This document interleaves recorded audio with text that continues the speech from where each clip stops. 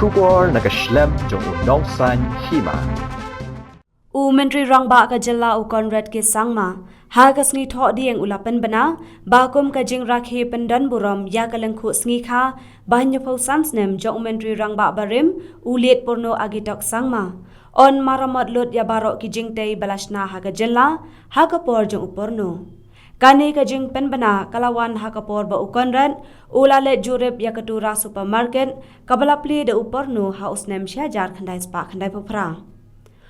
Conrad ulaong bakane kayaw kadai kabla sandur da Purno bat baro harilum garo ki penyaso ya kane kayaw bat ka kerteng Purno katay kayaw kadon saw mala bat kalong kaway na kibahetam hagathan chatay lammi ngi hagidukipor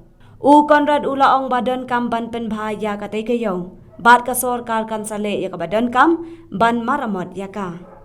Shusho ulaong baka sorkar kan sapet ya kikam kijam ki balas dang hakapor jong Purno bat on samang pisa ban Maramot bat penbha ya kita ki Jingtei habaro kawai ka jela. This is the escalator that was installed way back in 1998 and well, it was not functional for most of the time because of multiple reasons, power, maintenance, other issues. So we are going to review this entire thing and if necessary we will replace this and put a new escalator here also. As I said, this is part of the 75 years of celebration of Mr. Sangma's birth anniversary and as part of that project we are going to give a facelift to